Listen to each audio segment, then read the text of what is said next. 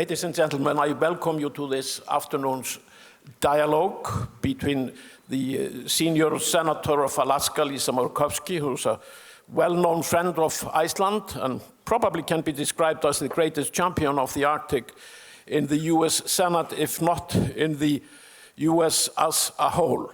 And then we have also with us the Foreign Minister of Greenland, Anne-Lone Bagger. The subject of the day is, of course, the Arctic, but as you could expect, with a special emphasis on what has become the hottest topic of the Arctic dialogue today, and that is the relationship between US and Greenland. And when we have actually had a short discussion, you, my distinguished audience, will have ample opportunities to ask whatever questions you would like of these two formidable politicians. But before we start, I will give the floor to Minister Bagger, who is going to make a brief remarks. Thank you, Össur, and thank you, Governor, for sharing the stage with me, and I value great this opportunity to discuss US-Greenland relationship. First, let me thank you for being a good friend of Greenland, and as well as an advocate for the US to open the consulate in Nuuk. It is an important step when we talk about increased US-Greenland relations that we have these direct relations. I appreciate this. For us, promoting and protecting the human dimension and focusing on improving living conditions for people will always have the highest priority. It is important for us to always point out that it is the people in the Arctic that matters most for us. In that regard, it is also important for us that questions related to the economic development, uses of natural resources, and issues that affect the people in the Arctic should be developed for and taken by those directly affected, namely the people in the Arctic regions in each of our respective areas. For us, it is who live here who should have the decision-making power regarding any development. Yes, we are mindful of the environment and strive to have the highest standard and the best practices. There's no doubt about it, since we are the ones who will be directly affected of that development. We also have a number of challenges when it comes to the need for more and better infrastructure, better housing, delivering energy and other services to villages, just to mention some few. But we are also working on addressing those issues, like how to build better housing and better developing our society in a best possible way. So, yeah. Well, thank you very much, Minister Bagger.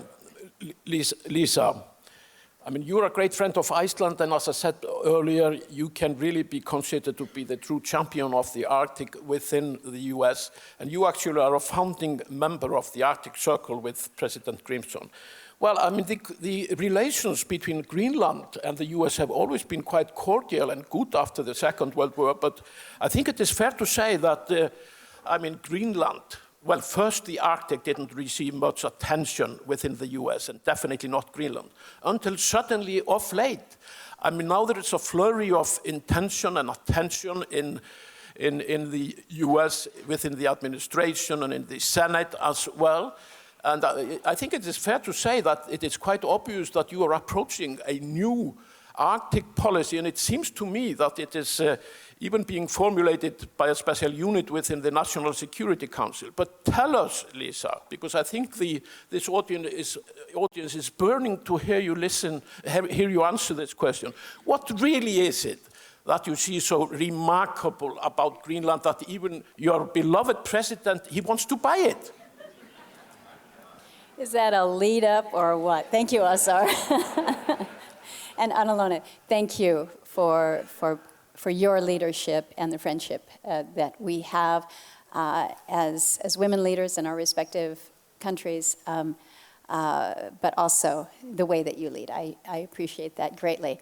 So to the relationship, I could have some smart aleck come back about, well, it's about damn time that they paid attention to what's going on in the Arctic and to the relationship not only with Greenland, but with Iceland, but I won't. I will just acknowledge that they're coming to the party a little bit late, but at least they're coming to the party. It is a recognition, though, that we have had a relationship, the United States has had a longstanding relationship with Greenland, as you point out, since the Second World War. Our position there and the resources that have been allocated to the installation there at Thule, that has been long enduring. But there is so much more to the relationship than just a military relationship. And I think this is where we're finally seeing the rest of the country paying a little bit of attention to the Arctic and now more specifically to Greenland. Some would say, well, with this president, he's a real estate developer, so what's a real estate developer know? It's location, location, location. Well, look at the map, look at the globe, and Greenland is front and center. Greenland is part of that North American Arctic, and as such, it does prompt, okay, what is happening in Greenland? What kind of a relationship do we have?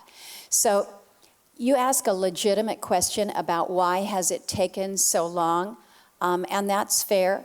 I think what is important, though, is to know that we do now have a more heightened view towards our relationship with Greenland, and what are we doing about it? It's not just within the Department of Defense. We've seen the relationship that has been built through Department of Energy and our national labs, some of the sharing that's going on there on science. Annaloni, you mentioned ways that we can be bringing about better quality of life, how we work with our cold climate housing to better construct quality of life. I mean, these are initiatives. We have the Wilson Dialogues that we have just stepped up in Washington, D.C. to focus on these relationships. So there's a lot going on. I just say it's about darn time. Yes, I mean, I hope your smart aleck remark was not pointed to me, but actually... Not at all. But actually, I mean, I want to penetrate a little bit better your intentions regarding Greenland. And it so happens that we have a smart aleck. And I do want to refer a tweet that was issued on the 5th of September by a now departed National Security Advisor. He actually had John Bolton, you may know him. He actually had a discussion with Carla Sands, who is your very gracious ambassador to Greenland and Denmark. And actually, she had been in Greenland and she just left 5 days before I and Annelone left south of Greenland. And after that, she had a discussion with John Bolton, and he found it correct to produce a tweet where he said that among the topics, it was of course the Arctic and energy security, and then he said boosting US economic ties with Greenland, including investments in mineral exploration projects and airport upgrades. Airport upgrades. You know, every enthusiast about the Arctic would wonder, what does he mean? So I want to ask you, is the US going to invest in airport upgrades in Greenland? And if so, why? Would that be for some military purposes? Is that perhaps because of the perceived Russian buildup in Wrangel Island, Franz Josef's land? Tell us. So, before the United States government invests in runway upgrades in Greenland, I'd like to be a little parochial and suggest that they might need to invest in runway upgrades in our US Arctic, that would be Alaska, where we need not only the upgrades, we need the roads, and we have a marine highway system that is in desperate need of a little bit of support as well. So Not that we want to deny Greenland an opportunity to upgrade your runways. We do understand that they do need to be upgraded. I think the honest answer here is the concern that this administration has with China coming in and being that opportunity to be here to help. We will help finance your airport reconstruction projects, and we will develop relationships that way. I think that is viewed as threatening by the United States right now. And so if we can keep the Chinese out by suggesting that we might be there to help facilitate, I think this is what you're dealing with. Okay, but Minister Bakker, I'm sure that you would have welcomed the intentions declared by Bolton's tweet. I mean, you would really like to see American investment, at least in the mineral resources. But my question really is to you, would you like to see them also come and invest in upgrade of airports? And if I may push you a little bit, I mean, it sounds remarkable that a guy like Bolton issues such a declaration without having talked to the nation in question about possible investment in her infrastructure. It is a very sensitive question. So could you explain to us, do you have had any discussions with the Americans about these possible investments? Well, thank you. Not only is Greenland part of the North American continent, we are in the United States backyard. And we are very much aware of our geostrategic placement that are very important for the superpowers in the world. And that is why I think there was a Pentagon's statement of intent for dual-use infrastructure investment in Greenland that was announced last year.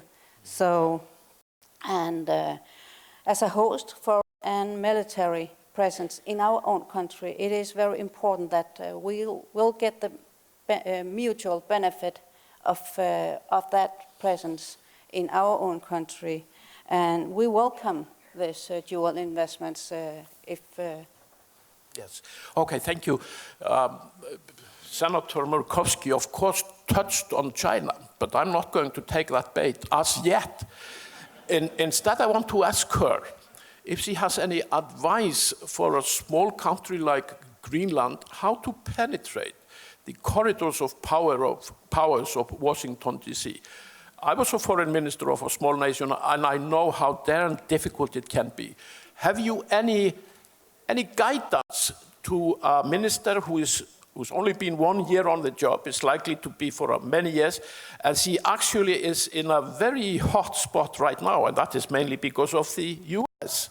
Have you some advice to her?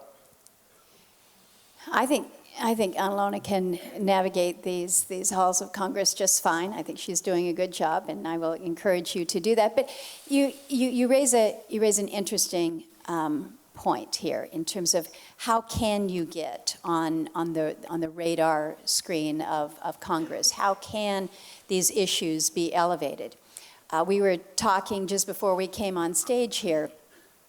My first visit to Greenland was in 2011 when the Arctic Council was being held in Nuuk. That's where we met. It was not only my first time to Greenland, it was the first time that I had attended an Arctic Council meeting, but the thought of anyone from the United States going to Greenland was just kind of like a, why would you waste your time going there?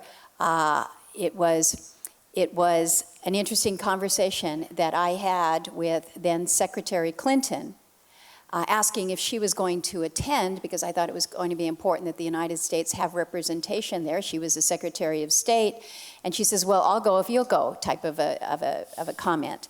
And I think she did an exceptional job there in Greenland and kind of fell in love with it. But I speak of the story because it was a time when nobody was talking about Greenland. Apart from you. Well, apart from me, thank you, no one was talking about Iceland. No one was talking about these Arctic nations, these small in population, as Greenland is. And so you don't want to be the problem child in order to get the attention from the United States. It seems to me that we need to do a better job of recognizing who our friends and our allies are, why they're our friends. Sometimes it is just plain geography that dictates that. Sometimes it's because of resources that they can bring. But cultivate those relationships. Don't take them for granted. Don't come in, say one thing, and do another. Don't leave without saying goodbye. Make sure that the relationship that you have really cultivated is enduring. Okay, thank you very much. I mean, we don't have so much time for a further debate, but you have, before I open for questions, you heard that Senator Murkowski herself touched upon the subject of China. And I'm not going to take time to reiterate the declarations of Secretary Pompeo at the ministerial meeting of the Arctic Council in Rovaniemi.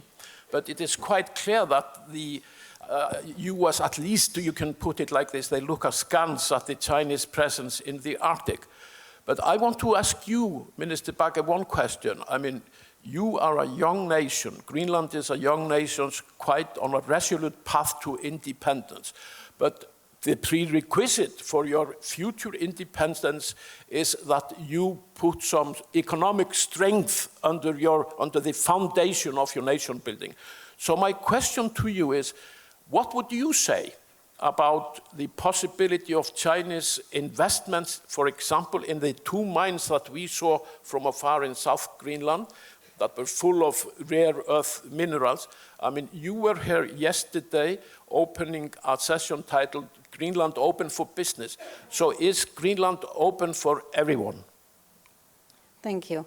Yes, as another other open economy, we are open for investments from all over the world, including China, but we have to do diligence and be mindful of the pitfalls. And we are with Denmark making some screening mechanism developed towards direct investments in Greenland, especially on critical sectors. And our mainly relations with China right now is due to fisheries. We export to China about $200 million worth of fisheries yearly to China, and it's growing market.